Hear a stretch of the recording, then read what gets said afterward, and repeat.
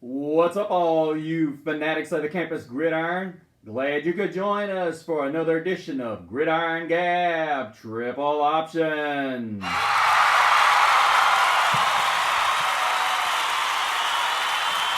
Whether it's the touchdowns on and off the campus gridiron or the extra points during the recruiting wars, we'll gab about it. Let's start gabbing.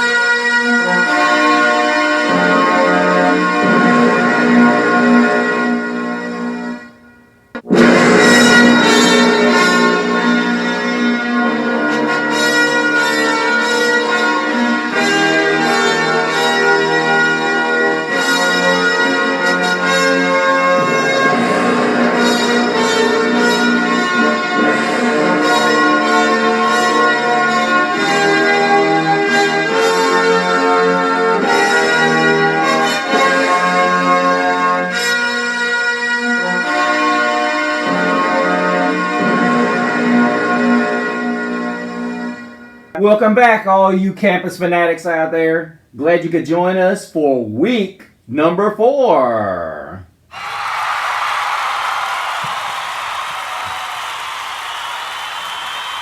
Come on. We gotta get the show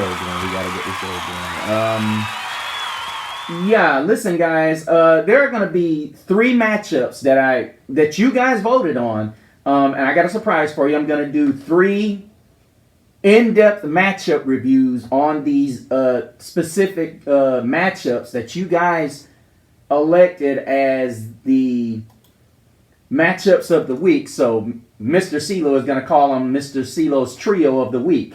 And of course, one of them involves, of course, the up matchup that many people are talking about. The Notre Dame Fighting Irish, the 9th-ranked Notre Dame Fighting Irish and the 6th-ranked Ohio Buckeyes from South Bend.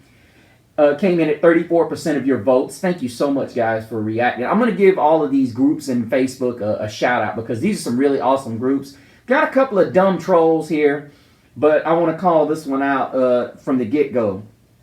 John asks, how would it be an upset if Indy's quarterback is more experienced?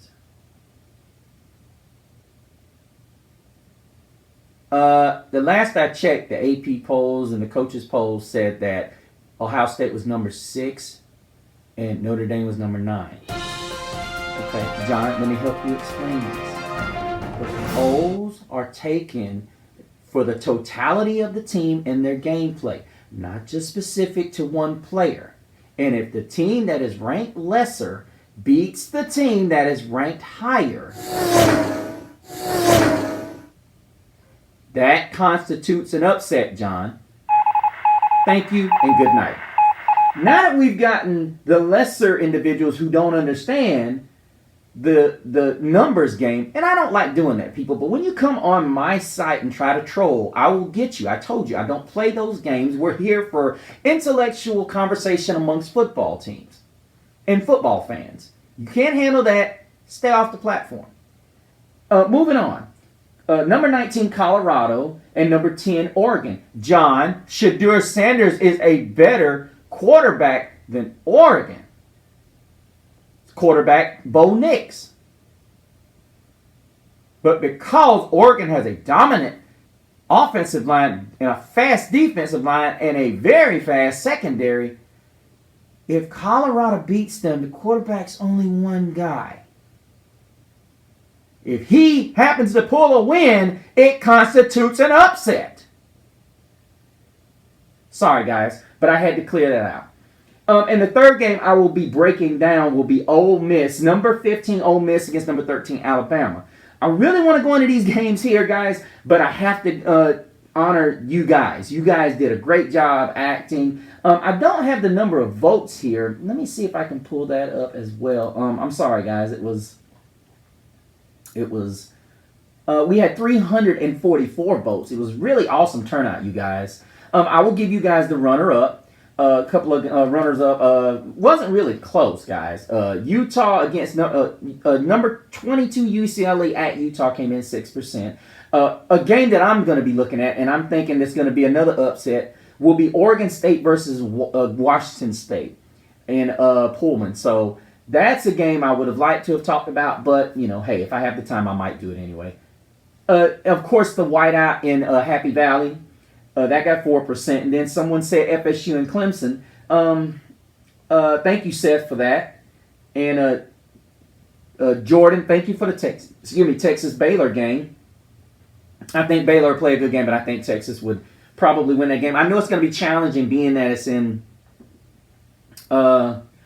going to be in Waco, but I don't see them pulling that out. But of course, we had Sean put in the same Clemson and Florida State game. Tim put in twice. He put in University of Texas San Antonio versus at Tennessee. That game would have been a quality game had Texas San Antonio still been undefeated, but they weren't. Tennessee Martin versus North Alabama, and you can see Tim is a all Tennessee kind of guy. But let's roll into the schedule, shall we?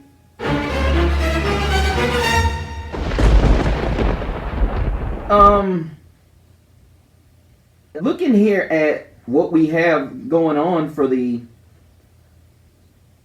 slated schedule, ladies and gentlemen, it's a packed house. As you saw, we've got 6 games that you could argue are marquee matchups anytime during the year, and we're going to have great football going on all day Saturday. But as I said, let's get into it, because we've got a lot to cover in a short time, because so much news has been going on it. Because right now, I'm sorry, I'm trying to get my notes together, guys. My apologies. Let's start with Georgia hosting University of Alabama Birmingham Blazers. Most of you guys already know Georgia's offense has sputtered, but they've been able to make some noise as far as running the football, getting a few things on track. I don't expect anything different. I think UAB is badly overmatched in this game, and especially it being in Athens. I know they came off of a game that was somewhat scary against, I don't even know why this game's at 4:30. I really don't.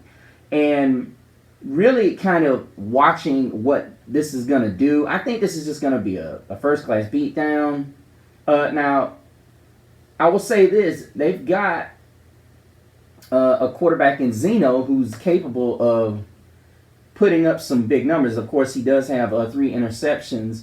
Beck is one that's really worrying me here. I really think that he's a guy that is not going to scare a lot of teams.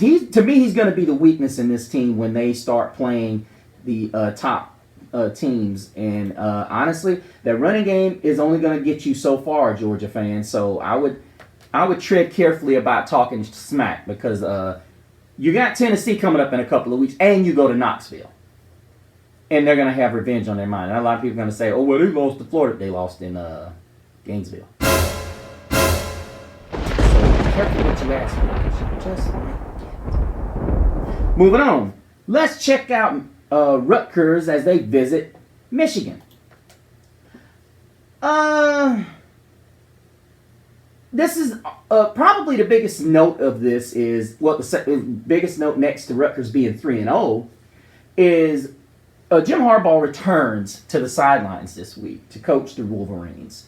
Now, with that being said, we can't sleep on Wimsatt, who is the quarterback for Rutgers. Now, I know a lot of people are going to say, well, he's got 407 yards and 3 scores. Well, they run a lot. With Monagai, who's got 357 yards and 5 touchdowns. Now, I will say this.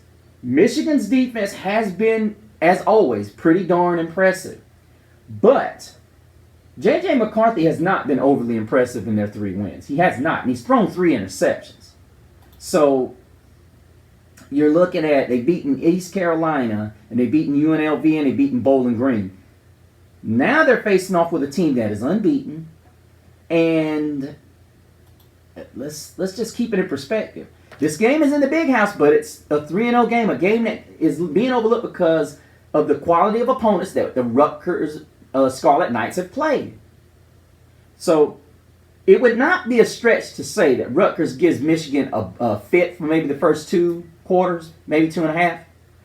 But I expect them to come out and finish this game quickly. And then, of course, we've got Baylor versus Texas.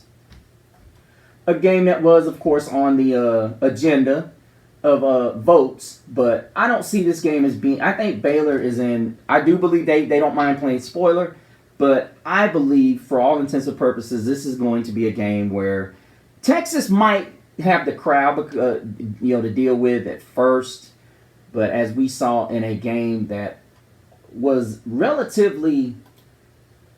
I would say that it was won right there at the end of the night. Because Baylor had somebody on the... who was it they had on the ropes earlier this year? I want to say it was Utah. Was it Utah they had on the ropes? Yes, they did. They had Utah on the ropes. And they have the ability, but of course Utah didn't have Cam Rising. So I'm just going to go out on the limb and say this is probably going to be close for 2 quarters, and I think Texas comes out with the victory. But I will put a footnote in there. It would not surprise me if Texas plays sloppy and needs a last minute or the next to the last minute drive to make this game look like that they handled their business. Just saying. FSU and Clemson were this close to being a game that I wanted to go in depth. I really was hoping it was going to be a game because ultimately Clemson's 2-1. They got back on track by beating 2 really, I don't want to say bad, but just not... They're not on that level. Clemson needed in my opinion, what Burt Reynolds would say in The Longest Show, a tune-up game. And that's what they got. Charleston Southern and FAU. And now here's the thing. Charleston Southern scored 17, and then FAU scored 14. Just to let you know, there's... And honestly, for me... And I'm of the essence that this Clemson team is gonna play hard in their building. They're not the teams don't come into Death Valley and win often, but FSU did show some cracks in the seam. I'm not gonna go overboard and say they showed as many people would think, but I will say this: I think FSU looked ahead last week. That's what I think happened. I don't think it was anything to do with who they played last week. I think it's going to do everything with the fact that they were looking ahead, and Boston College nearly pulled the upset. I think they went it, and that's the thing. They went into Boston College. So, and I'm not saying that's not going to be a difference here, but what I'm saying is I think Clemson does not have the horses on the outside, and I just don't think Kate Klubnik is the guy. I just don't. I'm just not sold on him. Sorry, he's just not the guy. He's up against a very fast defensive front in Florida State, and they get after him. And I think that's what's going to initially cost them. I think they win this game by 2 scores. Let us move forward, ladies and gentlemen, and talk about the quiet beast out there in the West. And no, it's not Colorado. It is the USC Trojans against the 1-2 ASU. And I don't think the Sun Devils know what's about to hit them. I really don't. I think USC with a week off, and it's like, why would you give USC a week off before they play Arizona State? I think Caleb Williams has looked great. 55 of 70, 878 yards, 12 scores in 3 games. And he's spreading the ball all over the place. ESPN match predictors, analytics predictors, giving ASU a 2% chance to win this game. Yeah. So I think it goes to say that I think, barring a disaster, which is possible, I think what's going to happen is I think Caleb Williams blows up. I think they score 55 in this game, and possibly Williams adds to his argument that he's the Heisman Trophy winner, and we just move on. Another matchup that was not clear, that was only mentioned 4% of this week in the survey. I'm sorry, was Iowa versus Penn State in the whiteout, and give a shout out to our friend Noah. Thank you, Noah. Noah brought up the whiteout. He put whiteout in bold letters. Thank you, my friend. And this is going to be a good game, but I think it's going to get out of hand because I think Penn State has entirely too many weapons. And I think Iowa, as good as they play defense, they have not played an offense as prolific as the Penn State Nittany Lions. And I think Allen is going to be the difference here. I honestly think. But then Lambert Smith with 220 yards and 2 scores, receiving that is. I think that becomes the difference. And honestly, I just don't see Iowa being able to keep up offensively. Cade McNamara is not that dude. That's why he had to transfer out of Michigan. But ESPN analysts are giving them an Penn State 87% chance to win this game. And then, of course, Happy Valley is just hostile environment of the hostile environments. And they're in another world by themselves when you talk about hostile environments. But let's move along. Of course, I'm taking Penn State. I think Penn State scores 35 points in this game. And surprisingly, I think Iowa scores about 17. So I think it'll be half and half, if you will. But let's look forward at a matchup that is very, very, very, very, very quietly a matchup that many people are not talking about, which is number 8 Washington hosting the California Golden Bears, who are 2-1. And arguably, I stayed up and watched the game that they played against Auburn and basically cost themselves. Oh yeah. California, and I think if I remember right, they left 17 points on the board. May have been more like 20. But I know what people are going to say. Well, you can't take those points. You have to score them. But yeah, I mean, California, this game right here could really set the bar as far as what Michael Penix is. I don't like these games with the Pac-12 because these teams are so good, and they're not going to get a team in here that's going to lose one game. They're going to have to be undefeated. And with USC and Washington's history with losing within their division or in their conference, that's going to happen. I would love, this would be the year you get to see the Pac-12 finally have some representation in here, and it's probably not going to happen. And you have so many people that talk about the Pac-12 ain't football and this ain't this and that. Turn on and watch some games. And it's not just Colorado. I'm going to put it to you like this. The one thing Deion Sanders has accomplished with this, he's going to get to show the world how the Pac-12 is going to kick his ass. Sorry for saying that, guys, but that's the reality of it. That's the reality of it. Deion's going to get slaughtered by Oregon, and he's going to get slaughtered by USC next week. Sorry I gave the score away, but I'll do an in-depth breakdown of that later on.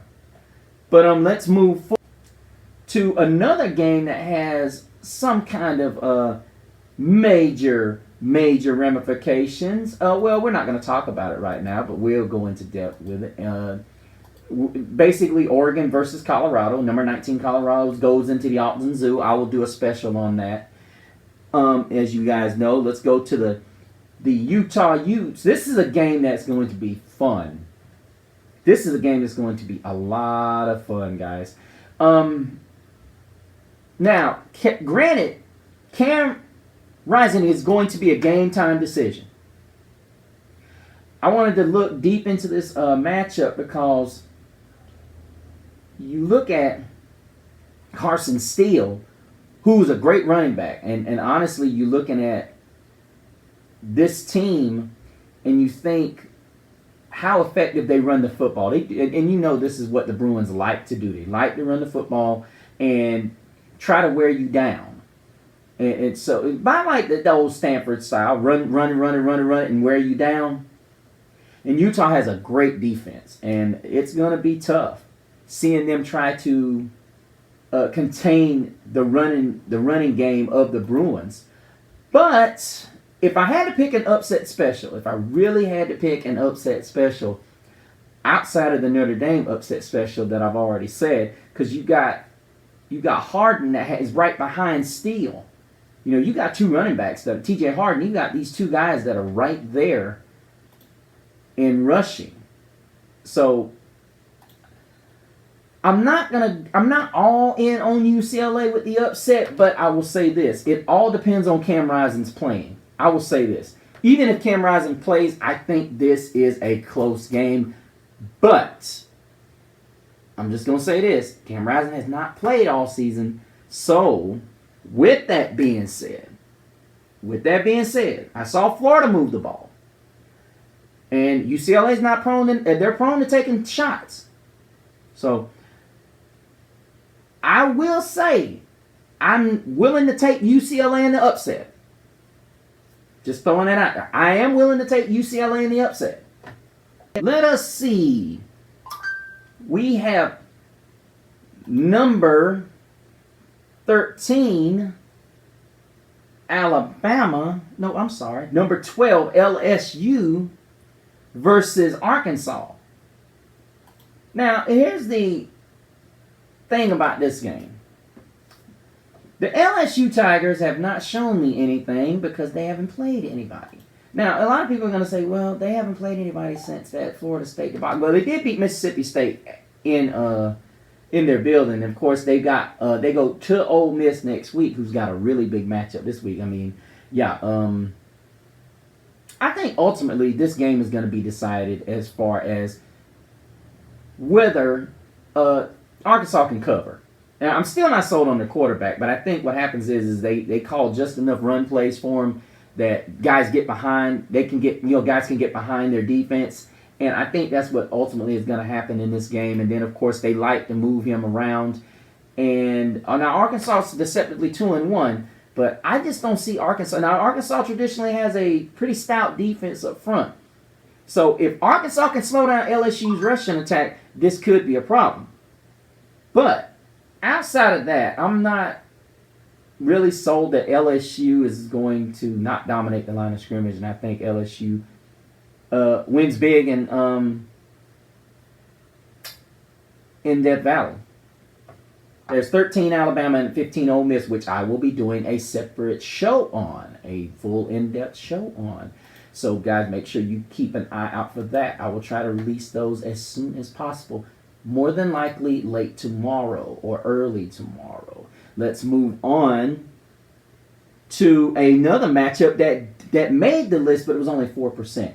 We've got Oregon State, and this is going to be a game I stay up for. Number 14, Oregon State against Wazoo. Well, it's not going to be late, but number 21, Wazoo. This is one of my upset specials. I think that Wazoo this is going to be a matchup that's going to be fun. I mean, this is really going to be one of those matchups that it was the worst week for it to happen. Pac-12, y'all got to do well. Y'all ain't going to be around no more, but y'all should have done better.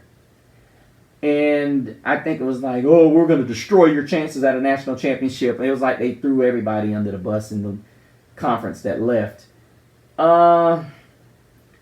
This is going to be a battle of QBs. You've got Ward Jr. and you've got DJ Uyunglele. Cameron Ward. Yeah, I'm sorry. Did I say his name right? Yeah, Cameron Ward. I've watched Wazoo and I've watched Oregon State.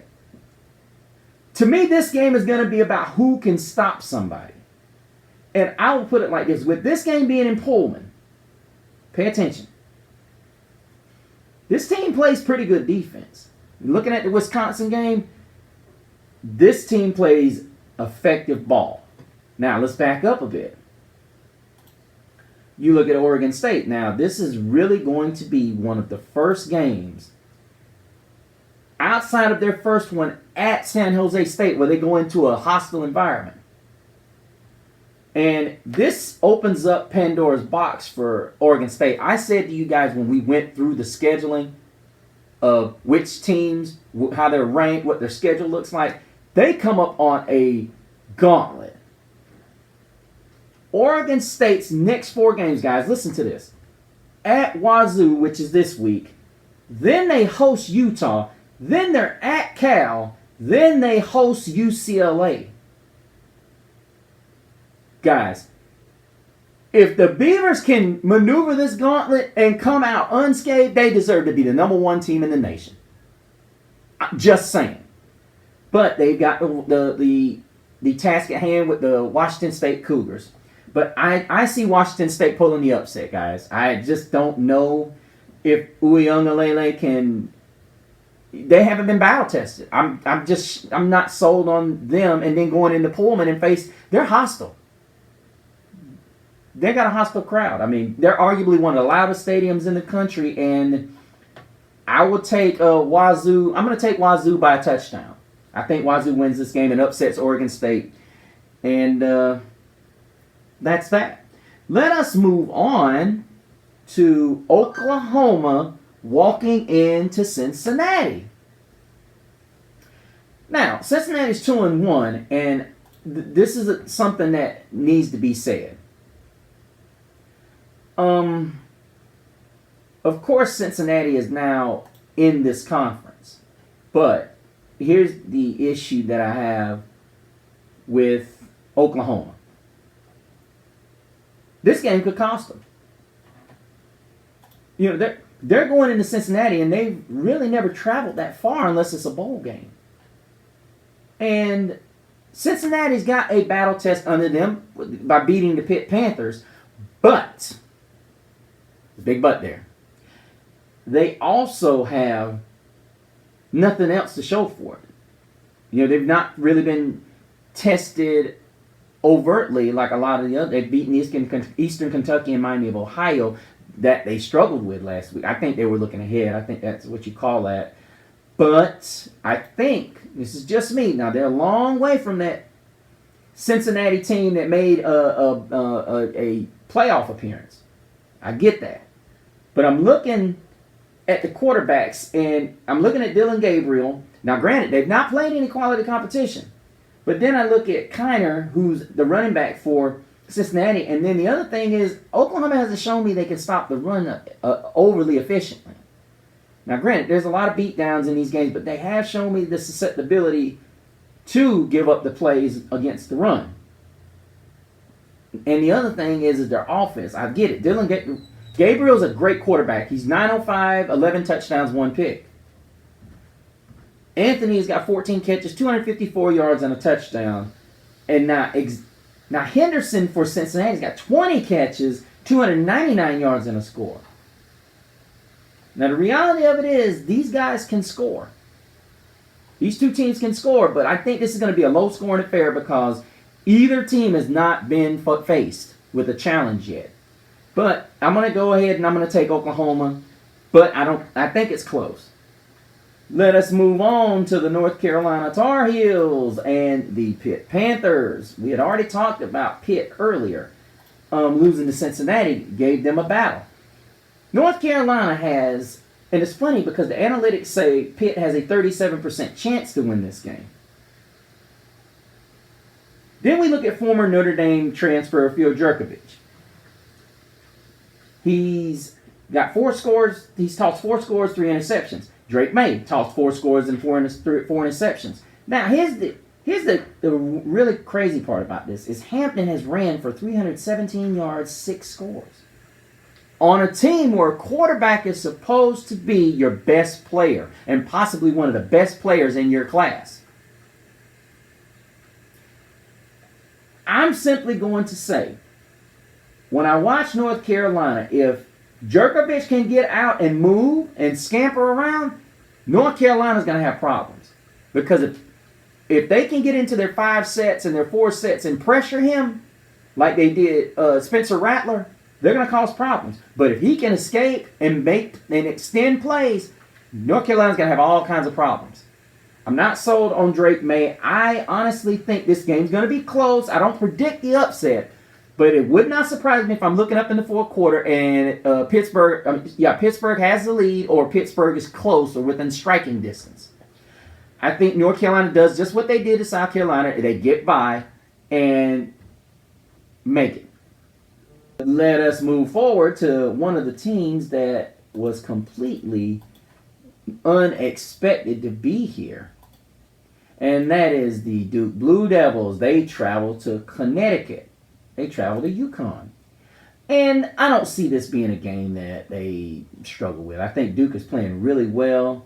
Leonard is not trying to beat his team. And then, of course, you got Waters, who's just a monster running the football. 240 yards on the ground for the year.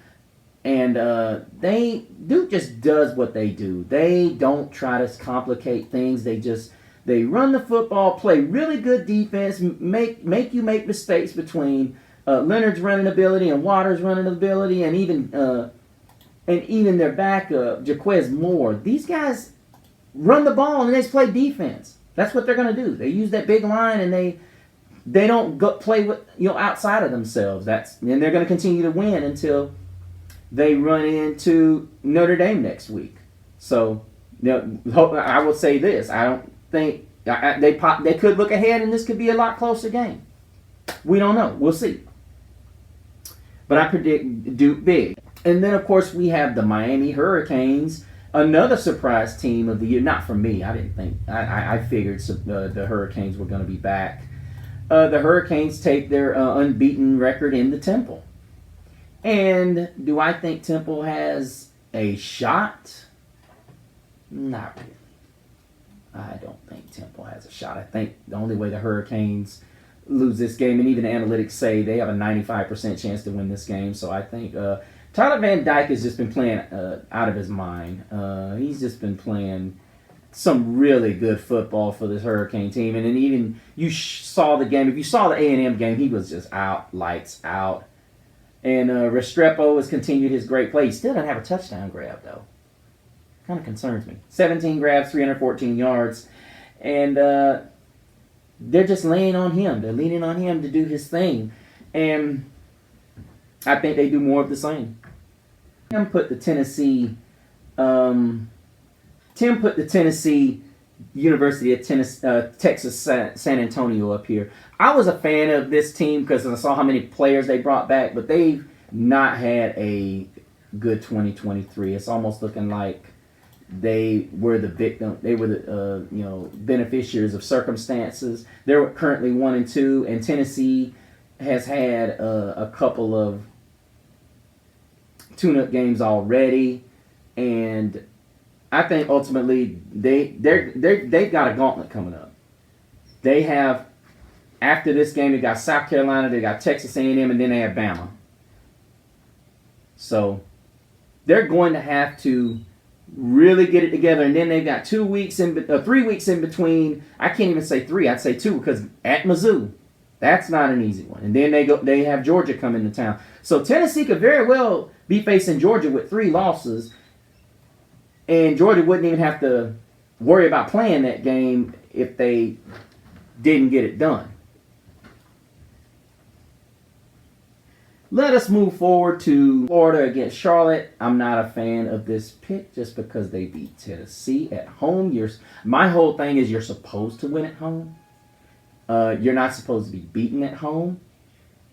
I think ultimately this is an easy pick. Florida wins this game and pretty much slams the door on the fact that they're going to crawl up. But don't sleep on Charlotte. Charlotte could very well give them a matchup. But it is in Gainesville. So I would venture to say that Florida wins big, or I expect Florida to win big, given that they do have they have to go to Kentucky in a week, then they go to then Vanderbilt comes in, and then they're at South Carolina, and then they have Georgia. So I would expect the Gators to win this game, but don't be surprised if it was closer than the experts would say. But guys, let me know what you think about this week's major matchups. I'm very excited. We generally get weeks like this, but I'm just overly excited. We've got so many matchups, guys. Keep voting on Gridiron Gab triple option on the polls that we have up. Like I said, no more trolls, John. Don't do that. My mama always said, God bless her soul, that there's no such thing as a stupid question, but when you obviously know the answer to a question, I'm thinking you're trolling and I will embarrass you. Stupid is as stupid does, John. Guys, I've enjoyed it. Always look me up on my Instagram. These great groups. I keep saying I'm going to give them shout outs, and I keep forgetting. I'm going to write them down. I've got my notes here. I keep forgetting to do that. I want to read some of these responses that you guys have been giving me, and it's awesome. Scott says, can't wait to see how the top 25 shakes out. That is awesome. Thank you, Scott. I am the same way, buddy. And one of these groups is Sports News and Rumors on Facebook, College Football Revamp, College Football Talk. So I did write down a few notes. Josh asked the very question that I asked. I'm not a Deion hater, just like a lot of you are. We're tired of hearing about it. I'm tired of hearing about Deion. It's great that you're successful, but I want to hear, just like Josh wants to, how will Deion act when he loses one?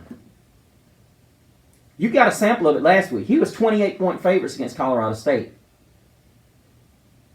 He about wanted to make a ton of excuses then. Just saying. Luke says the Pac-12 title game is this weekend. I wish he would have been more specific, but I will say this is going to shake it out. Matt says ND versus USC, only game that matters.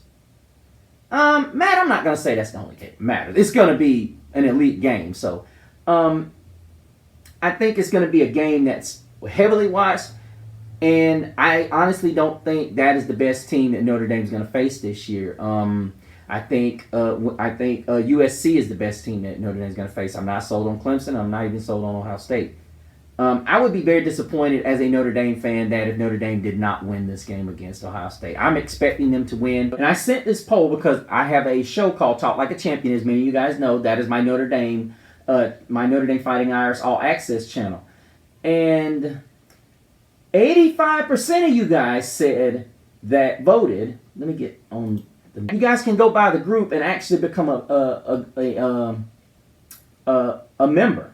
It's not hard to become a member, guys. I'm not hard to get in. We had 132 votes, and 91% of you said that Notre Dame. No, excuse me. 85% of you said that Notre Dame would win this game. 9% of you said no, and 6% of you said, "I hope." Vicky, don't do that. There's either yes or there's a no. Get on that side. We don't. You pick yes or you pick no. Not trying to be mean, but 175 votes were casted. That looks like 2 more. And guys, these polls are awesome because they create these discussions and really get the word out there. And like I said, you guys, if you guys have ideas, please hit me up and let me know about it. Hit up Talk Like a Champion. Hit up Gridiron Gab Triple Option. And we can do all of these wonderful things for the show. But as I say, keep those wonderful interactions coming so that we can continue giving you this great content. One day we're going to go live, and I'm hoping you guys will want to interact. We'll get you on a Zoom call, or we'll get you on Facebook Live or Instagram Live.